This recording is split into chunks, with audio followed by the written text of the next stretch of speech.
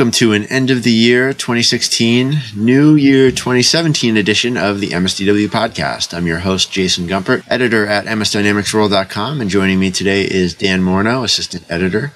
This time we reflect on a remarkable year for Microsoft and for the Dynamics community. It's a year that really started to change in the last 3 months. Of course, Dynamics 365 was the big story of the year, and it likely will be again in 2017, but we barely had time to breathe as the product launched just on November 1st. And there were other stories as well. The LinkedIn acquisition, the rise of Power BI, the future of Power Apps and the Common Data Service, the future of the legacy Dynamics product line, the end of Microsoft's conference plans for Dynamics, the introduction of AppSource and extensions, and a whole lot more. So not a dull year to leave behind, not a dull one ahead either. So Dan, welcome, and let's dive into some of these. Okay, great. Thanks. Number one. Microsoft Dynamics 365 naming and leadership will firm up. So this was one of, and I should mention here, we're just going to run through a range of predictions that we already touched on the site, and we'll link to the article there. But yeah, number one prediction, as a brand name, Dynamics 365 does certainly stand apart from the older legacy products, but as it's sort of rolled out and sort of macerated within the community and within the partner channel, one thing that's becoming clear is, at least for partners, they're starting to struggle a little bit with how broad that name is and how many different products it has to encompass. And as I thought about this one, I also thought about it in terms of just referring to products as we write about them quite a bit. It's a little challenging to say exactly what product you're writing and do it sort of in a clear and concise way. You have to stop and say Dynamics 365 for financials, the SMB solution, or Dynamics 365 for operations, formerly known as AX7. Or if you want to talk about CRM now, you have to either sort of say the customer experience app portfolio, or you have to say Dynamics 365 app for sales or app for customer service, or is it the enterprise sales or is it the SMB sales? So there's all these sort of qualifiers you have to tack on whenever you're talking about something in this suite of products. And, I was noticing it, and when I heard partners say the same thing, have the same complaint or critique, I guess you would say, it's not really a complaint, but a critique, it just seemed to me that if they're talking about it publicly, they're also letting Microsoft know, hey, this is a little bit of a pain to sort of get our arms around in terms of how we best refer to this. So my thought was, Microsoft's undoubtedly got some Dynamics 365 marketing planned for the new year. I think we'll see advertising and sort of very mass market media, as well as sort of more niche stuff at tech conferences and so forth. And I think we'll start to see the marketing team try to get its arms around this challenge. What will they call product? What will they call it for SMBs? What will they call it for the enterprise? How will they make partners' lives easier when it comes to this kind of a challenge of naming the product? Yeah, you and I have both been at software companies earlier in our careers. You were at PTC as well as some partners, and I was marketing and visual manufacturing. I can't help but think there had to be an early team meeting in which somebody at Microsoft said, how are we going to sell CRM without CRM in the title? And who's going to upgrade from AX to something without AX in the title? I just wonder if Microsoft ever held a focus group with customers and tested the names and said, okay, how about Dynamics 365? 4 yes, 8 no. How about Dynamics AX/CRM? There had to be something. I've heard different anecdotes. I can't say for sure how accurate any of them are, but one of them, for example, was when it came to AX7, and they were sort of engineering it and going through the R&D project, very substantial one, of making it ready for running purely in Azure. And they someone sort of put the name out there, Operations 365 for Operations, or the Operations app. From what I was told, really kind of as a placeholder, not really a lot of thought put into it. But, they went through their product R&D cycle. They created the product. They tested it. They QA'd it. They prepared it for launch. And they just kind of never changed it from that term operations. Again, I don't know how accurate it is, but it certainly sounds plausible. And it's not a name that really blows you away or really leaves much of an impression. It's not very intuitive. Yeah, and likewise on the financial side, to call the Project Madeira financials, probably undersells it a little bit, especially where it might be going, where it could actually get some warehouse capabilities and some real inventory management, perhaps, capabilities. And it doesn't really tell you who it's geared for, right? And I mentioned this in the piece, partners have to deal with these questions now. Is Dynamics 365 for operations, does it give me financials? Does the financials package give me supply chain capabilities that I'm used to in ERP package? packages. Where's CRM? Does it include CRM, right? Like you were saying, there's 5 apps now that kind of make up CRM. The plans, which are the 365 sort of licensing packages where they combine various apps together, they don't have names. It's plan 1, plan 2. So those don't really tell you anymore unless you've already dived into it. So it's not that there aren't answers to these questions. I mean, all these things have been thought out and they can be explained. I also wrote this in the predictions piece. That's not really the problem primarily in what we're talking about here. It's really just another partner mentioned this. I think it was even on the end of year super podcast that I participated in with Enterprise Software Podcast and a few of those other podcasters, which was a lot of fun. One of the folks on there actually mentioned this, it's just that they have to answer these questions. They have to stop what they're talking about and kind of go back and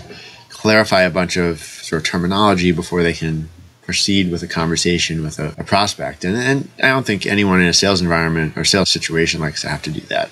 It's almost like a Vietnamese or an Indian restaurant where the names tell you nothing and you have to read lengthy descriptions.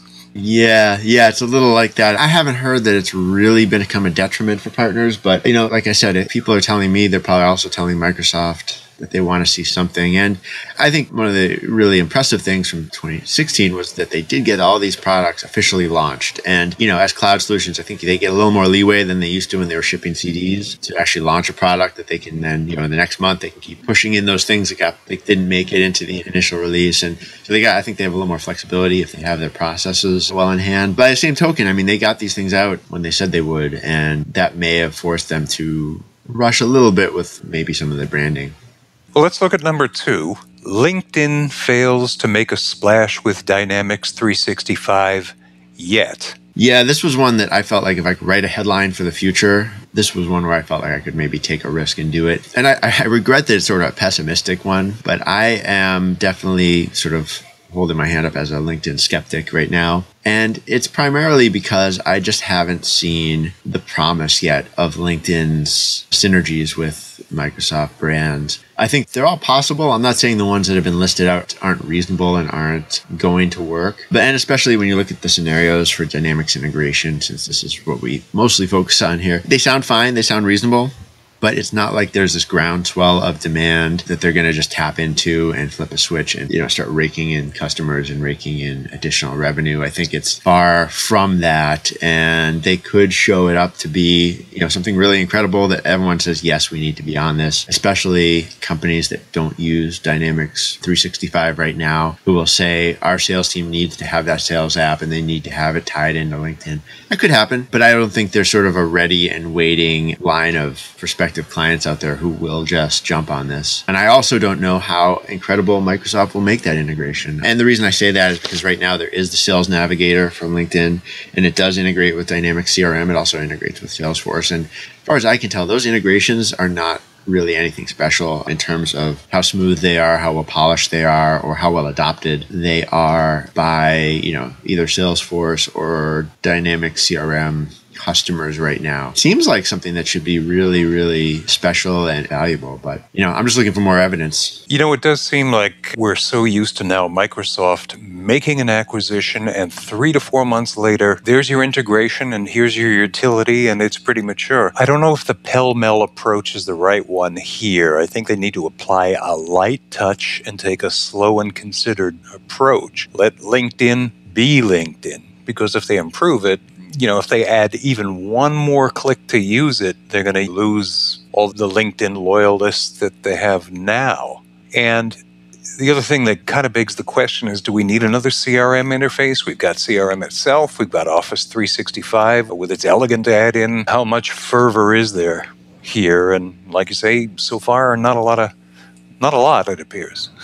Yeah, I would suggest that Microsoft has sort of learned its lesson in 2016 related to dynamic CRM add-ons or acquired features, let's say, acquired capabilities, because it more or less shut down 2 of its biggest acquisitions from the last 5 years, 2016, right? The end of, not shut down, but put into hibernation or put into sort of maintenance mode. The one with Parature, which is really not going forward in any significant way as it sort of migrated its capabilities into the core product, is sort of rebuilt them. So that product as it stands is it's not shutting down. Customers still can use it, but it's not going to really move forward on its own. And then Dynamics Marketing is the other one where it's really just, it's not, and those were big acquisitions for the CRM team in the last few years. I mean, buying Marketing Pilot and buying Parature were a big deal. And the lesson I think that the conventional wisdom in the CRM space is, look, you bought products that don't line up with what CRM is. And like you said, Dan, you don't want another CRM interface. Dynamics CRM has a good interface. It has a good framework underneath it with XRM. So if you're going to make acquisitions, they really need to line up with XRM, and they really need to line up with, the core architecture, or else, there's really no, so like I think when you look at Sales Navigator, which is a standalone app that salespeople can use, and I have to admit, I don't know it real well, but it's a standalone app that salespeople can use to sort of prospect and manage contacts and prospects in LinkedIn. That is not CRM, and it's not like people are going to go to that interface necessarily to do their CRM stuff. So I guess if I was going to make a prediction, Microsoft could really impress if they built a really cool and tight integration into the common data service, where you could tie LinkedIn filters. I'm just saying, for example, if you could tie that into common data service and bring that back to CRM and make it all part of one CRM interface, that would be really cool. And who knows, maybe that's the way they'll go. Yeah. Let's look at number 3 and number 4. These kind of relate. First off, Dynamics AX customers will make D365 operations upgrade plans, but as far out as they can.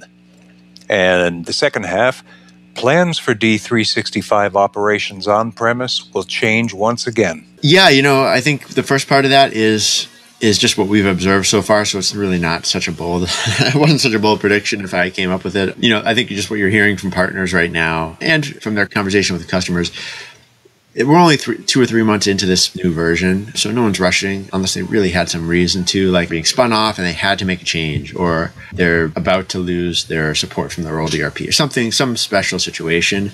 People probably aren't rushing into it in the beginning of the year for any other reason. If you are on AX 2012, especially AX 2012 R3, probably spent a lot of time and effort and dollars and blood, sweat, and tears getting there. And you're going to spend some time watching and waiting and seeing what happens. But if you had something planned, if you said we're going to upgrade in 2017, like you had that plan already, you got some important decisions to make, and hopefully none of the things you've seen, sort of really throw your calculus out of alignment based on what Microsoft has advised so far. I see this as gaining steam, being almost a de facto choice for new installs and for migrations. That's clearly where it's going to gain its potential. I was having a conversation with one AX partner recently, and I asked who sees, D365 for operations in favorable light or in a negative light.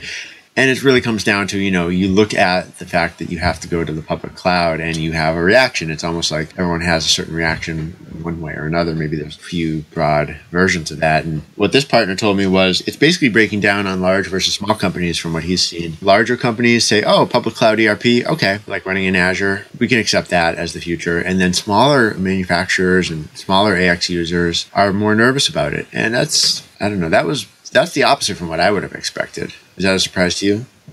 Small companies, they're kind of hard to predict. You would think they would look at the value proposition and say, wow, we can probably save ourselves a whole bunch of hardware and a whole bunch of this and that. And yet, those smaller organizations, European organizations, a lot of them are just not comfortable with the cloud. And something that we see here somewhat, but you see overseas quite a bit, is simply, there's regulation about that. There is swift and exacting penalty for leak of data and such and security, and they just do not trust it. So I almost see this as one of those great American ideas that is a total flop overseas. Interestingly, the Swiffer is one of those. For some reason, the world doesn't like this convenience. They want to get on their knees and scrub in the corners. I kind of see that being more of a hindrance than you think. And again, with SMBs, where it's an older generation of user, you're just not going to convince, the 65-year-old architecture, engineering, construction, or other legal company, hey, you need to take all your client data and all your drawings and all your IP and put it up there. It is so much easier for you. I don't care if it's easier. Yeah, that IP and sort of the guarding of the IP is something I've heard too. And I wonder if that's just, if you're a smaller company and you were so guarded of your IP, that is what keeps your business running and keeps the value in the business. And there's maybe so much less of it in a smaller company, like a smaller product line with fewer differentiators, that forces them perhaps to really hold on more tightly and be more cautious about where their data goes. That could also be it. Another thing that came to mind,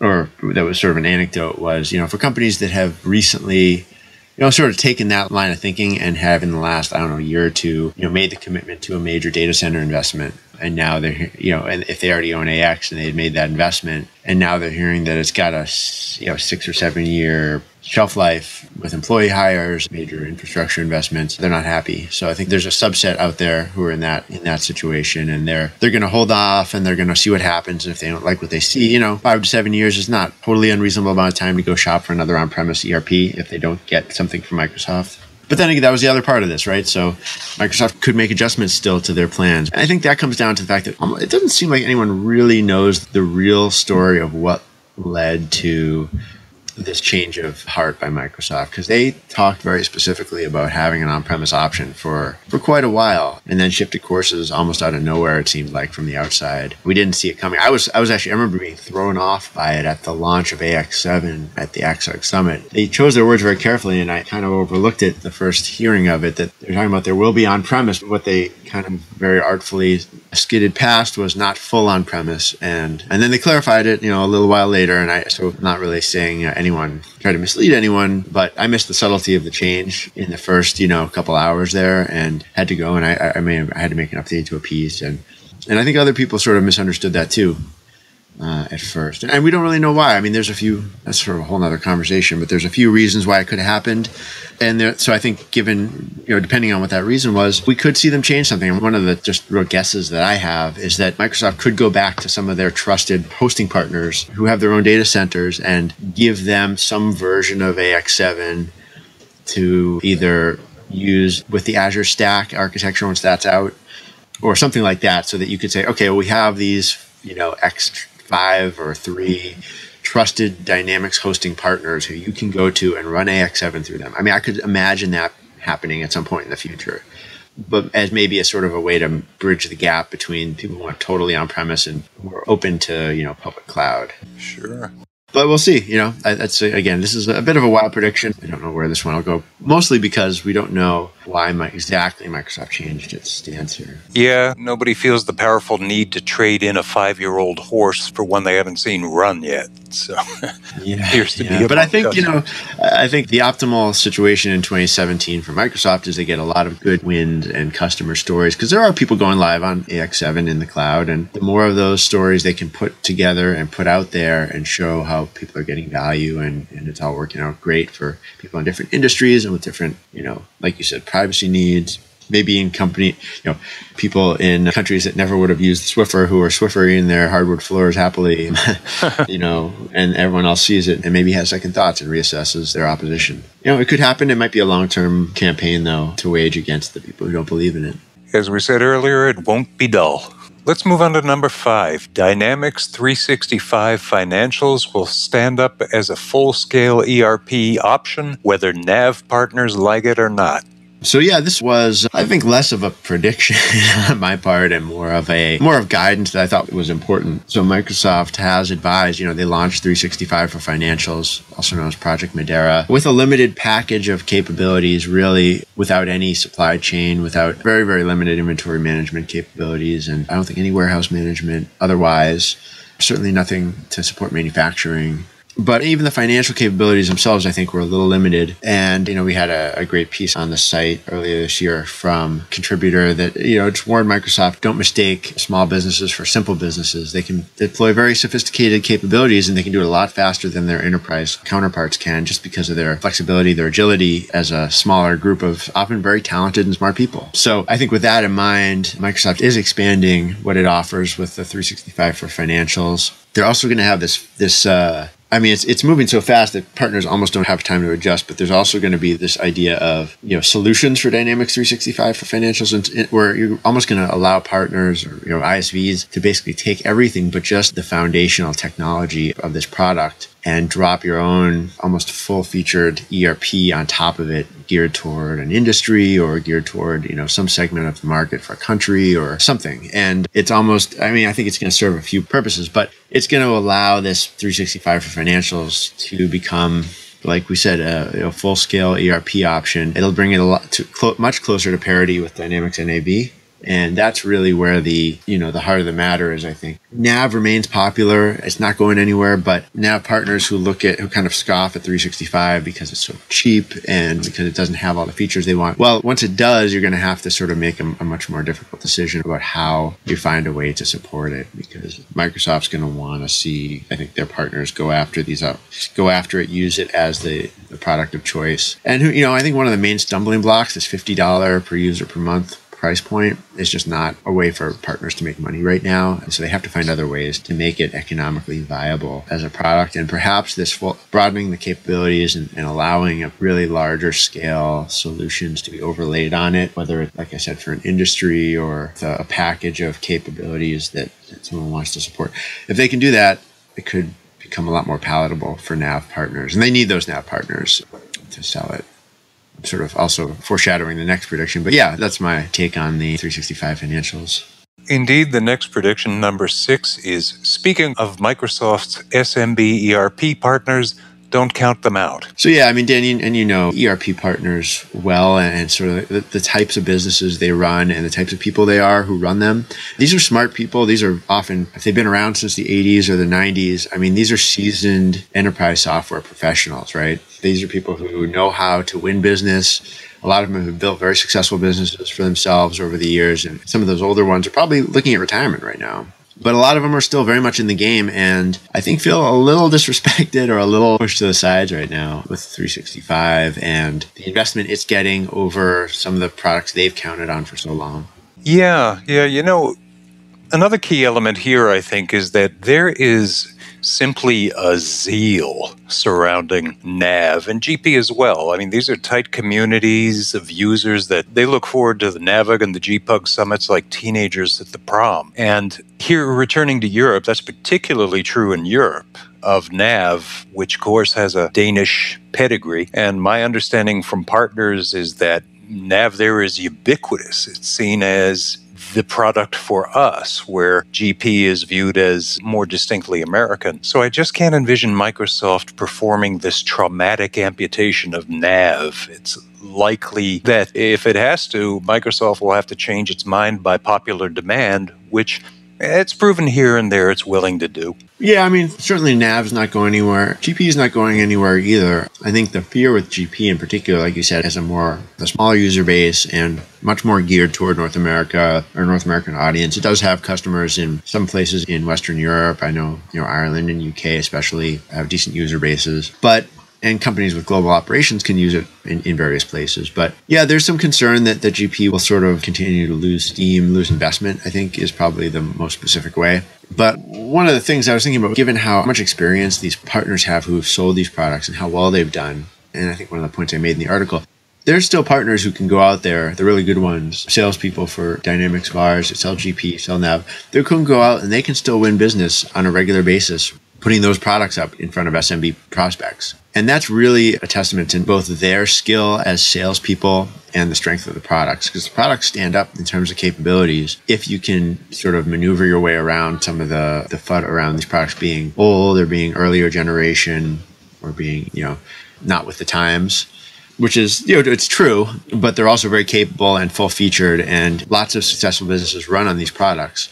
So we see these partners who can still sell the heck out of it, but with less and less support from Microsoft and less incentive from Microsoft to really do a great job doing that. So, they're at this sort of crossroads.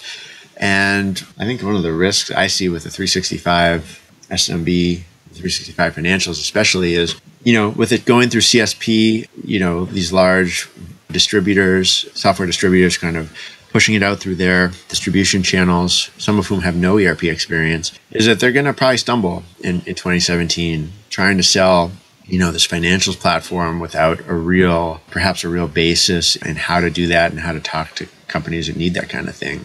Companies, let's say, stepping up from QuickBooks, who are looking for more of like a real ERP with, the kind of accounting that GP can offer or what NAV can offer. And I think they're going to look to these GP and NAV partners with all this wisdom and all this, experience and success under their belts. And they're going to change their tune, and they're going to stop maybe I think there's a little bit of disrespect floating around for GP and NAV partners right now. And I think people who are doing that are going to have to sing a different tune in 2017 as they start to see we really need these people to make Dynamics 365 successful. We need to find a way to bring them into the fold, and we need to get them on board. And I think you'll either see some, continued acquisition, or you'll see people being hired away to join, some of the bigger CSPs out there to help lead some of those efforts, because Microsoft is going to put a lot of pressure on the CSPs to make their numbers and to sell the heck out of 365 for operations. And I think the only way they can do that is with this great base of experienced partners who know how to make SMB ERP sales. Sure.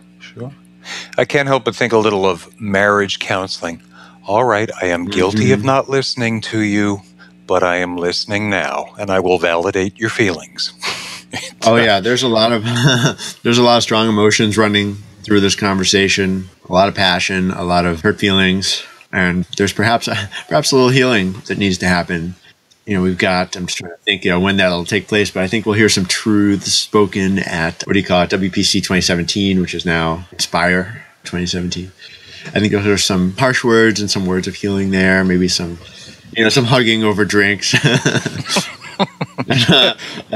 Maybe that's going a little far, but, you'll see those conversations. I think the first half of the year, it's really, the second half of Microsoft's fiscal year, there will be a lot of pressure, and then people pull their heads up and look around come June, July, and look at how far have they really been able to get, kind of charging forward, and what do they need to reel back in, or what do they need to adjust to so their marriages don't fall apart, so to speak. Okay, why don't we wrap up? Yeah, those were our, 6 predictions for 2017. I think there's going to be, if I had to guess, there will be some surprises, no doubt, but it should be another great year. Anyone who's been listening to the podcast, I want to thank you for listening. It's been a fun project, and I have to thank you, Dan, for helping us get this ball rolling with the podcast. It's been a fun experience. I look forward to continue doing it.